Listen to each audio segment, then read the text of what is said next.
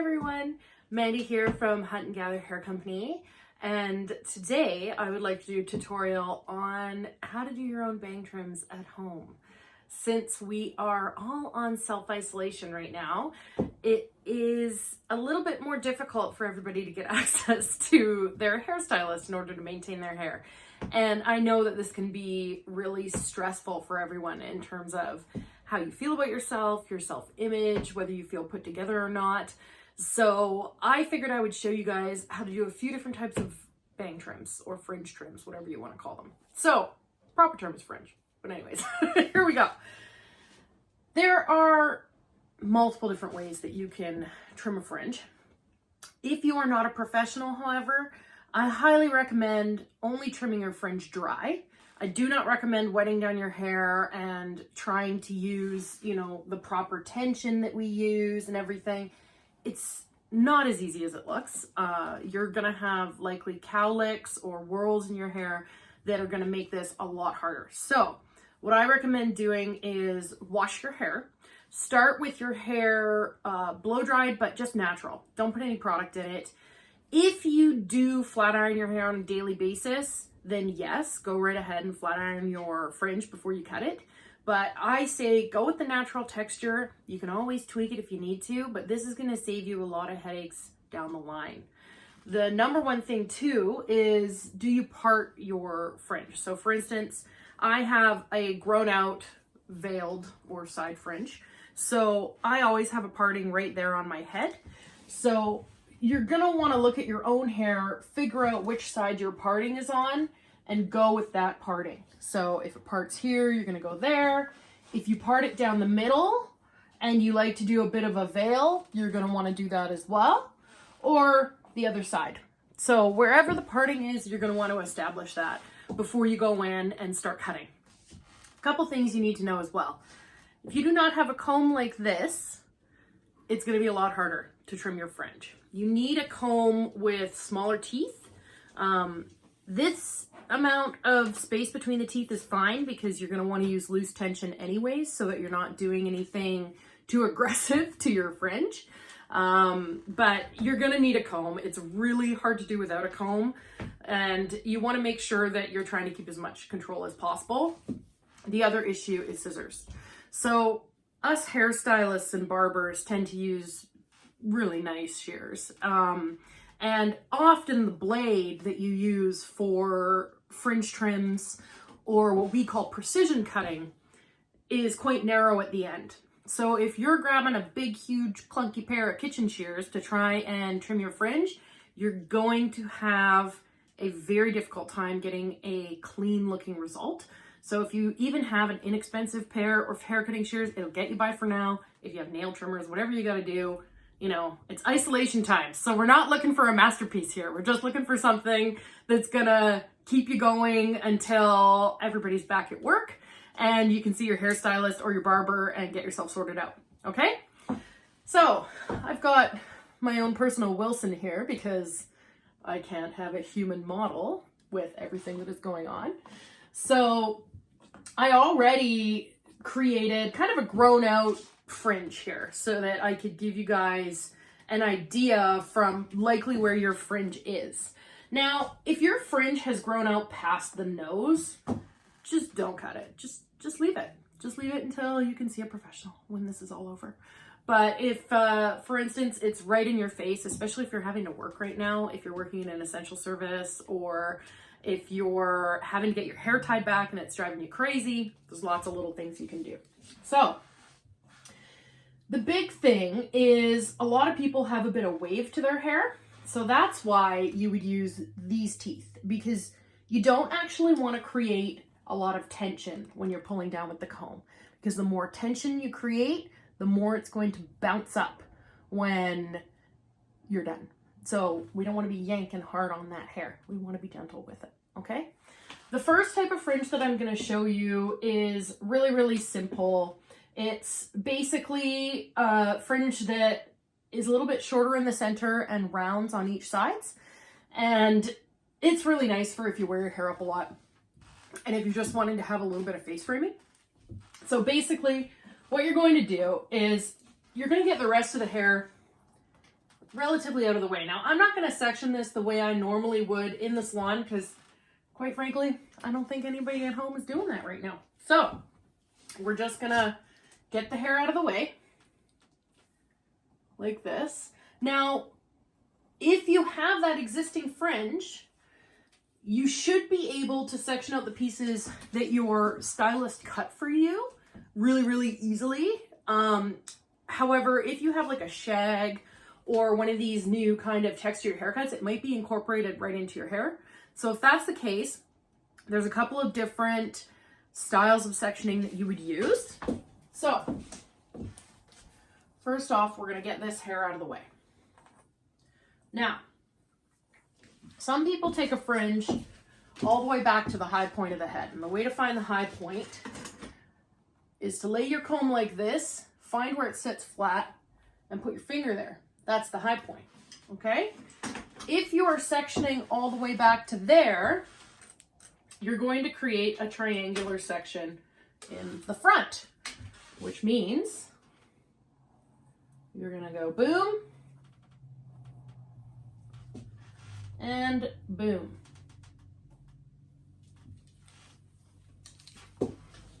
Okay, like so. That creates a pretty thick fringe. So this is not for the faint of heart. So if you're thinking about trimming your own fringe, but you're worried that you're pulling too much hair, don't go here yet. Keep this as like, maybe I'll pull a few pieces down, but you don't need to do all this. So instead what you can do is from the high point of the temple on either side, you can section in with sort of a rounded section so that you're creating like a little C in the front of the hair, okay? This is what I recommend for everybody that is not comfortable cutting their own fringe and just wants to kind of maintain something that doesn't look completely insane while we're all in self-isolation right now. So if you take a peek at this, it's more rounded. It's softer. It's half the section, okay? That's kind of where we want to go. Now, if you're creating the kind of fringe that I'm talking about, where it rounds around the face like this, number one way to do that is you take your comb, and I'm going to use the wide teeth. You're going to take your comb. You're going to rest your hand on your nose, like so, and you're going to cut in like this, okay? Don't cut past the knuckle. You cut past the knuckle, you can cut your hand. So you're just going to go like so, gentle, gentle cuts. And the reason why I'm notching in like this is because if you go in and just cut a blunt line across, it's going to be a lot harder for you to blend it and a lot harder for you to kind of know where you're going with it. This just softens the edges and makes it look a little better, okay? There we go. Now I'm going to leave this a little long because I'm going to show you guys a few different ways to trim the fringe. So we don't want to get in there, cut it all off, and then have nothing to work with. Okay, so that first section, we did that. Next section, same thing. Boom, boom, boom. Right to the knuckle. Now, in order to create that rounded effect, you're going to take the hair from the side here and you're going to do what we call over direction. So you're going to over direct the hair over to the center. And you're just going to go boom, boom, boom. Same thing, notching. See how nice that is? That gives it a really soft movement, okay? Then you're going to do the same thing on the other side. Over directing, like so.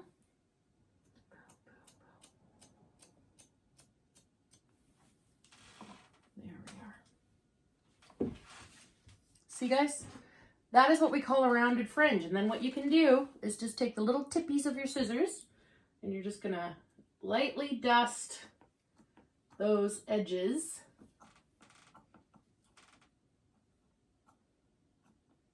to create a nice clean line. Done. Okay? So that's one type of fringe.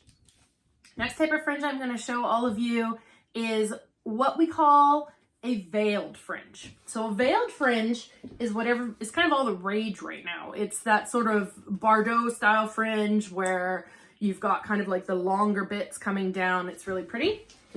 It's basically this exact fringe, except it's a little bit more over direction. So with a Bardot fringe, you want to go a little bit higher in the center, like so. Now be careful doing this, because if you get too drastic with the angles, you could create a really weird looking haircut. So you want to make sure wherever you're cutting that shortest section, you're really paying attention to it, okay? So it goes like so, and then these are over directed even more to the center, and you leave all that length through the side, okay? And this is going to create more of a Bardot feeling fringe. These are the kind of ones that you can kind of section out of the face, you can section in the middle, and it creates a really nice veil. Like so. Done. Okay? So basically, it's just got a stronger angle so that when you go to flat iron curl it out of the face, that short hair is really going to push that long hair, and it's going to create a more dramatic effect than you would get if you just did a rounded fringe. Okay? All right, for the side fringe portion, I'm gonna show you in my own hair because I already have a little bit of a side fringe growing out here. And so it's gonna give you guys an idea of how to do this on yourselves, as well as how this all works, because it would be very difficult to show a side fringe on this doll, okay? So, number one thing is when you're trimming your own side fringe, you want to make sure that everything that sits in your side fringe is out and everything that doesn't sit in your side fringe is back. So my side fringe goes pretty deep. It goes right to that high point that I was talking about. And the rest of my hair I keep out of the way. So really, really simple concept here. Short pushes long. Okay, so the shorter the hair, it pushes the long stuff.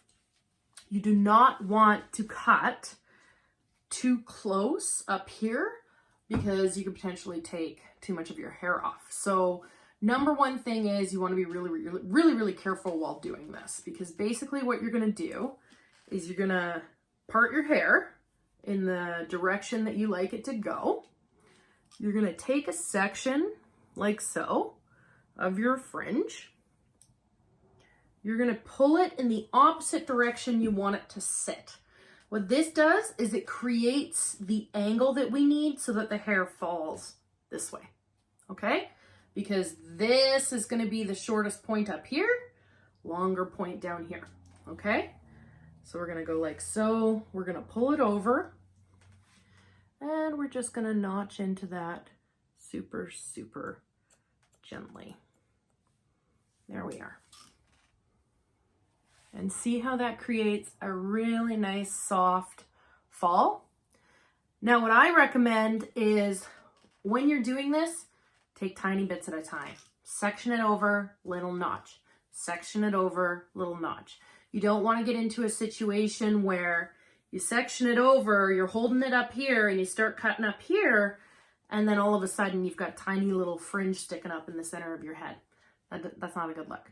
Now for the other side, for this stuff, if you don't mind that it's long, you can just leave it until you see your stylist next. But if you want to have face framing that goes to the other side, you're going to want to do the same thing. So you're going to pull it this way and you're going to notch into it. Same principle, short pushes long. So the short is going to push the long back off of your face and create a nice frame. So I'm going to show you guys. I'm going to take this whole section like so, and I'm just going to notch those ends off. Done.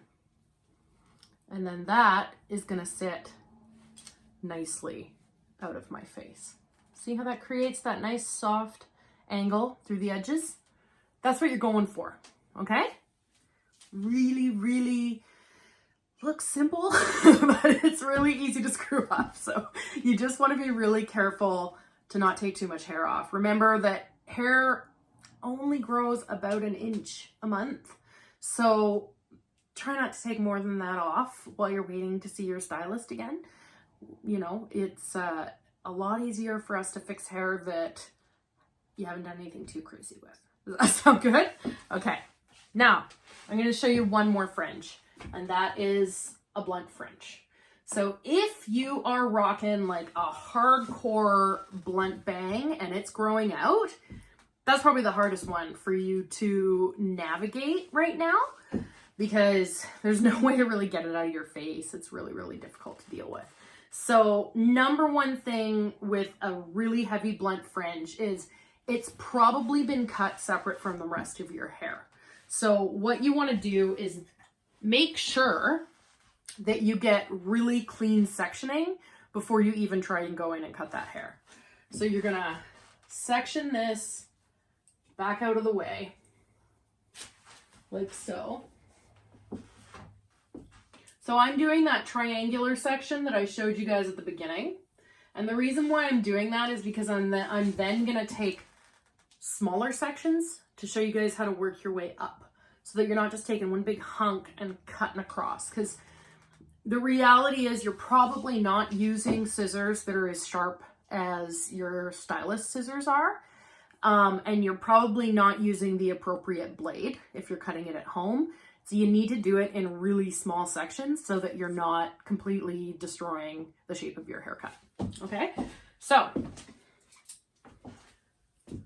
we're gonna go like this.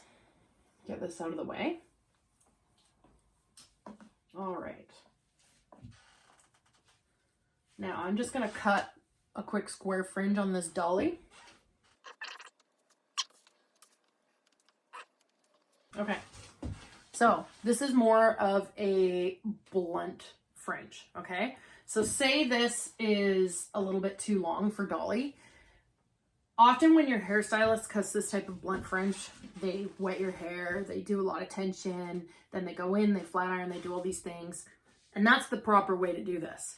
I'm not going to show you guys how to do that because it's way too easy to screw it up if you're not used to cutting a fringe. So I'd rather you just do simple little notches just to get you through, okay? So you want to have your hair in its natural state, unless, like I said, you flat iron daily. You could flat iron this and then cut it. Just be really careful. If you don't flat iron it regularly and you cut a fringe flat ironed, that fringe is going to sit super uneven the next time you go to style your hair if you don't flat iron it. So flat ironed fringes are a commitment. So you're basically going to go with the natural fall of the hair. Okay. You're going to take your comb and you're going to use it as a guide. Okay. So you're going to take the bigger teeth on your comb. You're going to put it in the hair like so. Okay. There we are. And you're just going to notch like you did with your other haircuts. Like that. And you're just going to take little bits off. You're not going to go crazy. You're not going to be cutting 2 inches of fringe off. You're just going to use it to clean up the bottom of your fringe. And you keep doing that and working your way up slowly, okay? So tiny little increments. You don't want to go in and just go boom, boom, boom, because that's just going to make it a lot harder for you in the long run. That's your first section. Then you're going to pull down another skinny, tiny little section and make sure that you can see the hair behind it that you cut, okay? So I don't know if you guys can see this, but see all those long scraggly hairs? Those are what we're now going to cut. And the beauty is what you can do is comb that hair forward, let it fall naturally, and then you're just going to take your scissors, point up, and you're going to go like this. Like I said, this is not going to be the perfect fringe trim, but it is going to get you through until you can get back into the salon. Right? That's looking a lot better. Okay, then you take the next section. If you have a really thick fringe and you're taking less than 3 sections, you're not taking skinny enough sections. You want the sections to be about this wide because you want to make sure that you have lots of control. And we're going to comb that hair down. There you go. And same thing, we're just gonna go in and chop, chop, chop.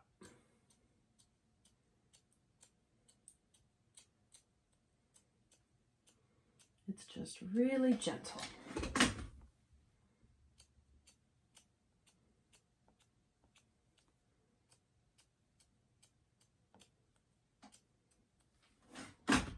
There you go. Like I said, this isn't perfect. This is not an award-winning fringe, but it will get you through this time. There you are. It's important to look at it in a mirror when you're doing it so that you can kind of see where everything's falling, okay? Then your final section. Now, the important thing about this final section is sometimes the final section that comes down is actually a layer that's been cut by your stylist to blend the fringe. So you don't want to get in there and just start cutting that short right away. You want to kind of now part the hair from where it's going and look at it and see if any of those little pieces of hair are falling down. And if they are, those are the ones you're just going to gently nip to keep that fringe. There you are. Okay, so I hope that helps you guys with doing your own fringe trims. I know that this is such a hard time for everyone and it's so frustrating not being able to do this stuff yourself, but I hope this gives you guys a little bit of guidance and makes this a little bit easier. And know that your hairstylists and barbers are going to be there for you after this is all over. So no matter what you do to your hair, it's okay. We all do things to our hair when we're in isolation. It's just human nature to want to do stuff like that. So hope you enjoyed my tutorial and I will see you guys soon.